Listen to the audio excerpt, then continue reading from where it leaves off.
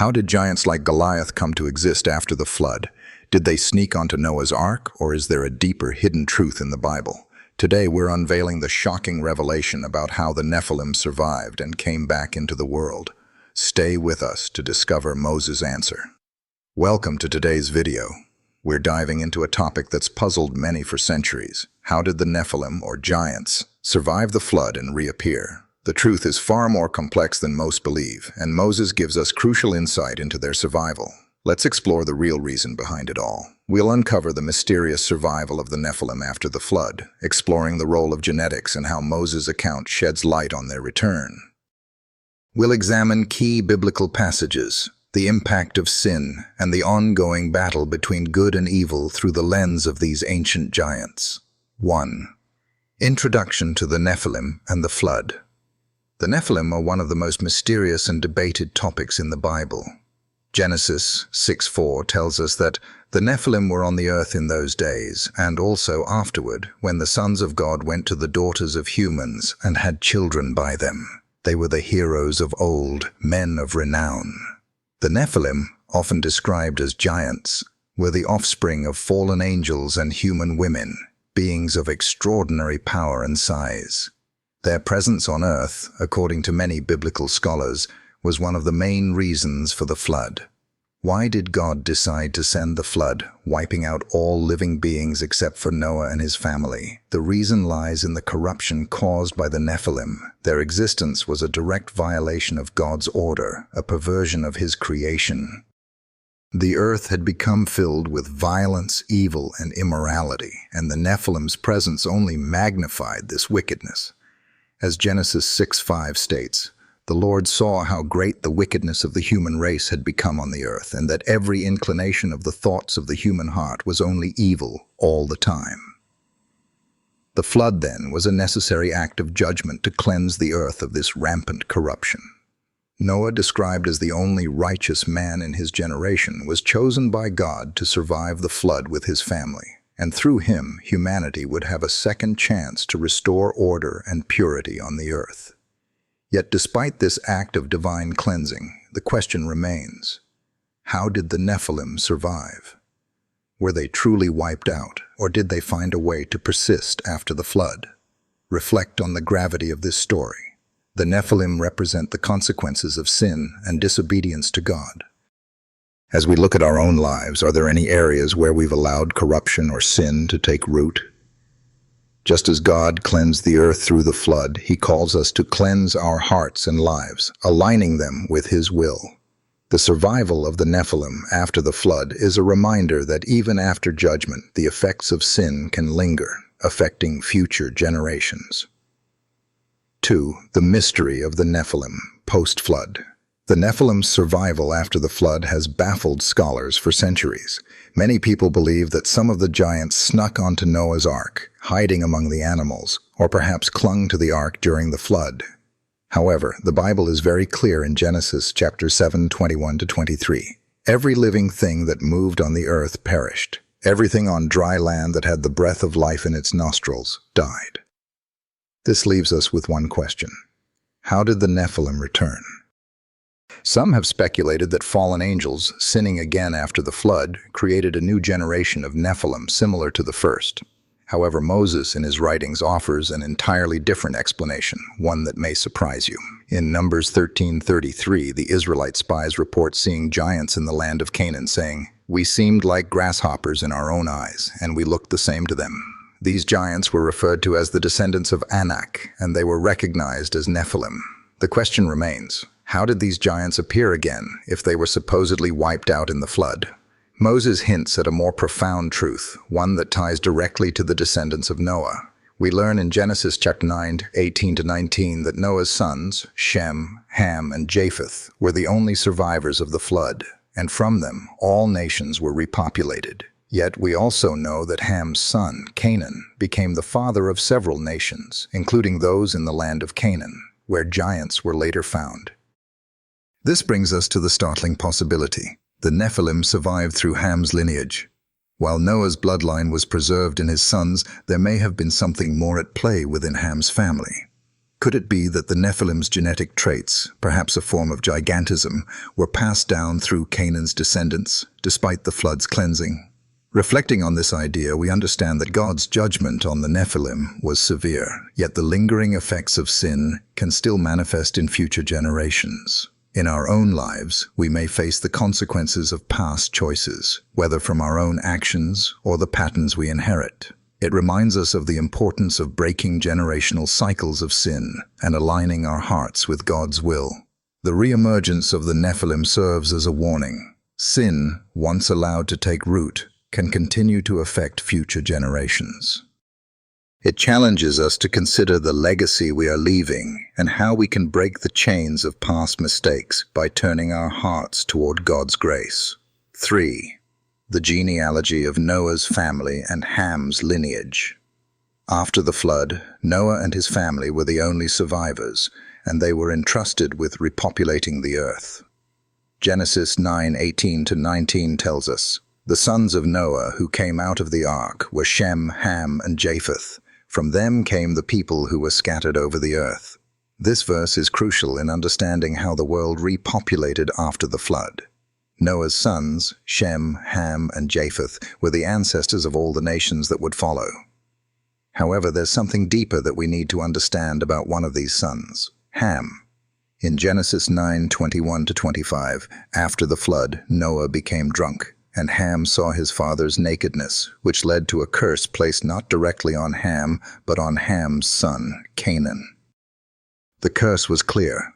"Cursed be Canaan, the lowest of slaves will he be to his brothers." This curse seems to have had a profound impact on Ham's descendants, especially in the land of Canaan.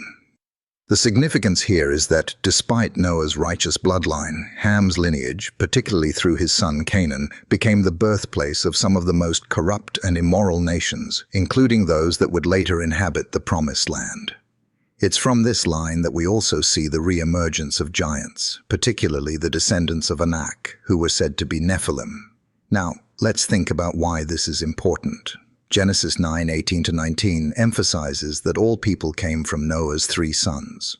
But it is Ham's line that seems to be the one most affected by sin's lingering consequences. It's possible that the genetic traits of the Nephilim, including gigantism, were passed down through Canaan's descendants.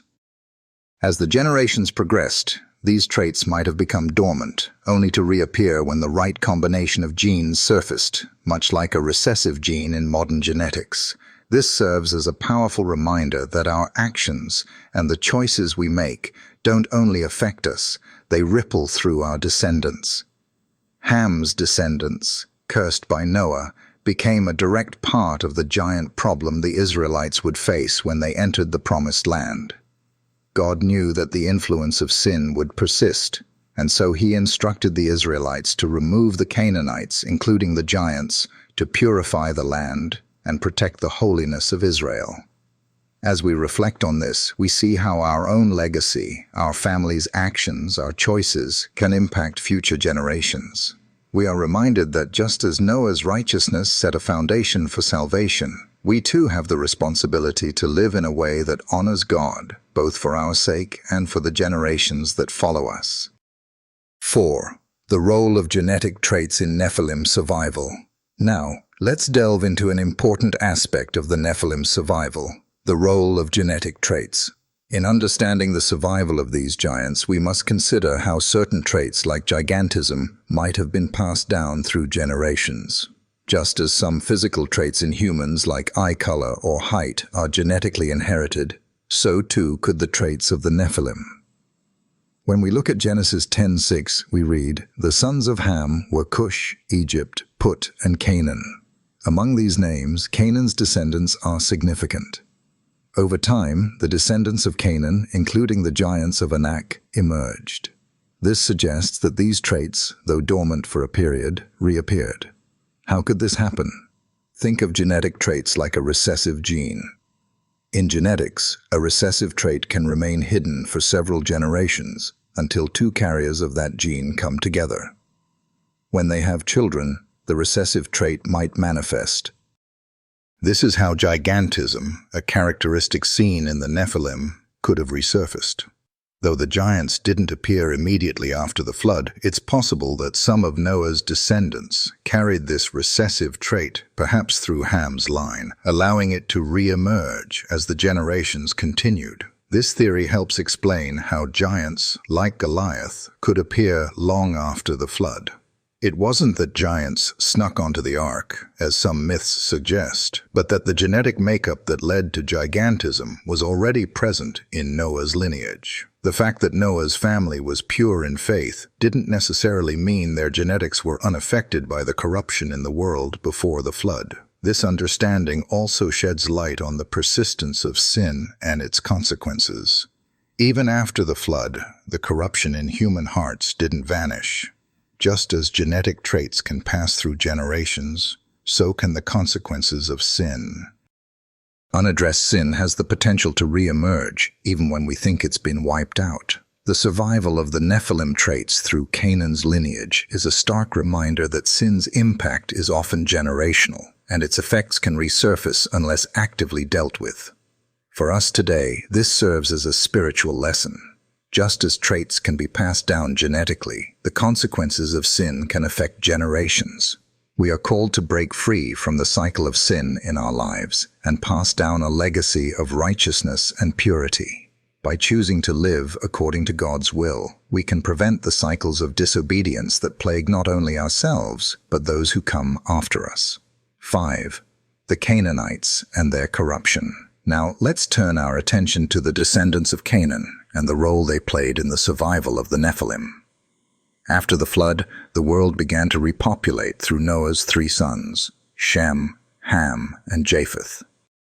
It was from Ham's line, specifically his son Canaan, that the giants reappeared. The Bible tells us in Genesis 9:18-19, the sons of Noah who came out of the ark were Shem, Ham, and Japheth. From them came the people who were scattered over the earth.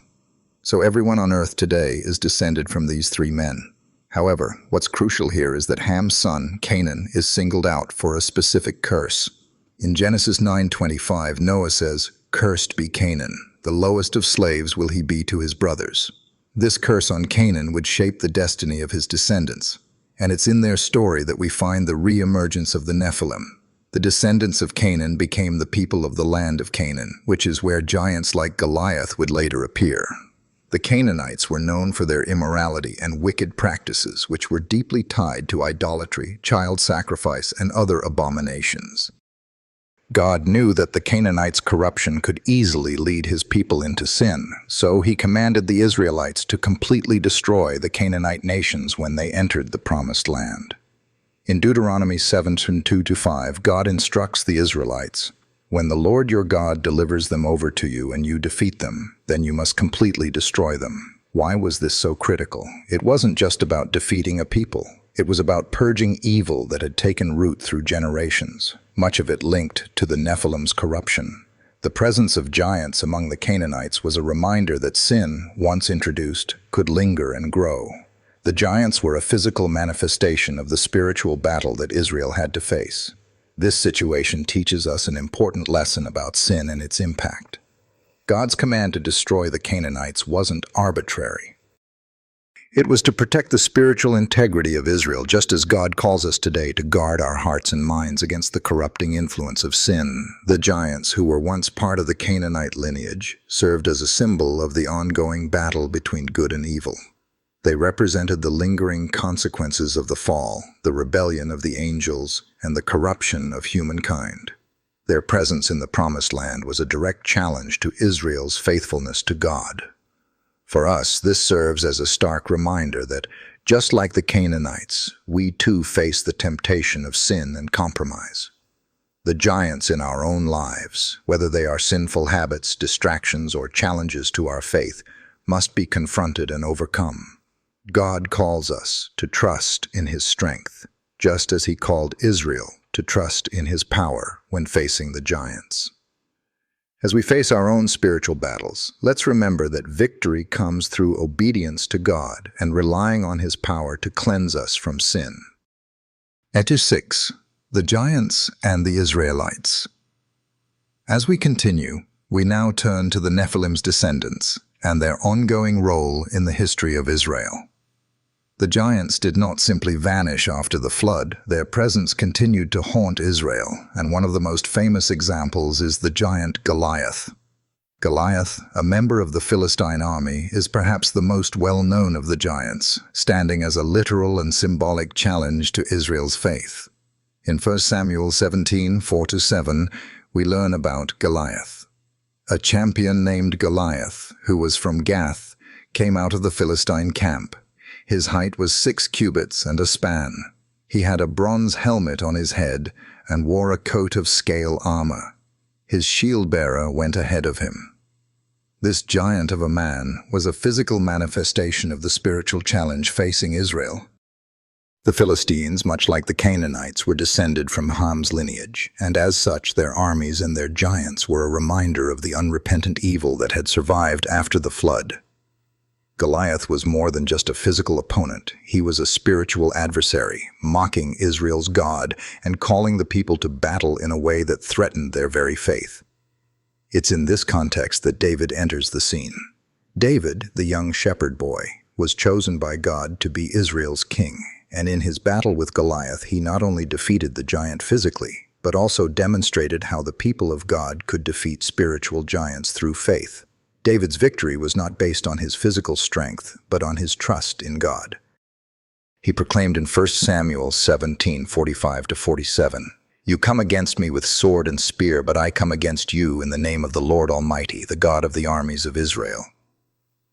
David's faith in God allowed him to face Goliath and the giant within the land of Israel, but it also speaks to the bigger battle that Christians continue to fight today, against the giants in our lives, whether they are doubts, fears, temptations, or obstacles to faith.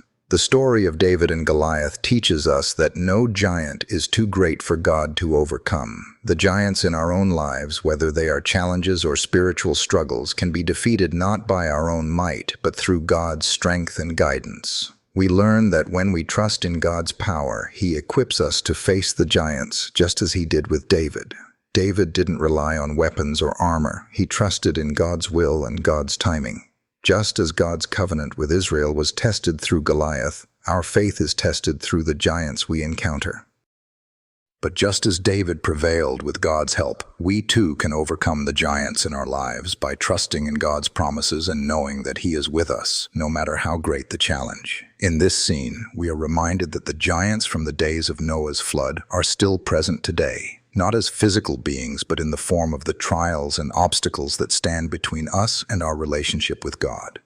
These giants may seem insurmountable, but with God on our side, we can have victory over them. Let us follow David's example and face our spiritual giants with unwavering faith in the power of God. Conclusion. As we wrap up, we've uncovered the real reason the Nephilim survived the flood, how their legacy continued through Ham's descendants, and how their genetic traits, like gigantism, reappeared in the generations that followed. From Canaan's lineage to the giants seen in Canaan and even Goliath, we've explored how God's judgment on evil didn't erase the consequences of sin, but rather, it was an opportunity for redemption, purification, and alignment with His will. The survival of the Nephilim reminds us that sin doesn't easily fade away. Just like the giants' traits persisted through the generations, the consequences of sin can ripple through time. Yet, in God's wisdom, we see His consistent call to purify His people, to guide them towards holiness, and to challenge us to overcome spiritual giants in our own lives. As we reflect on the persistence of the giants and their ongoing challenges to Israel's faith, we're reminded that even in the face of overwhelming obstacles, God provides us with the strength to overcome. The giants may not always be literal, but they often appear as trials, doubts, or temptations. Just as David defeated Goliath with God's strength, we too can trust that God will equip us to face the giants in our lives. What are your thoughts on the survival of the Nephilim after the flood? Do you believe that the genetic traits of the giants played a role in their reemergence, or is there another explanation? Share your thoughts and questions in the comments below. If this video has deepened your understanding of this fascinating topic, don't forget to like, subscribe, and share with others who may benefit from uncovering these hidden truths. How do you think the story of the Nephilim's survival speaks to the way sin and its consequences can persist across generations? How does this insight change the way you view God's role in your life? And what lessons can we apply from this ancient history to our personal journeys today? Let's talk about it in the comments below.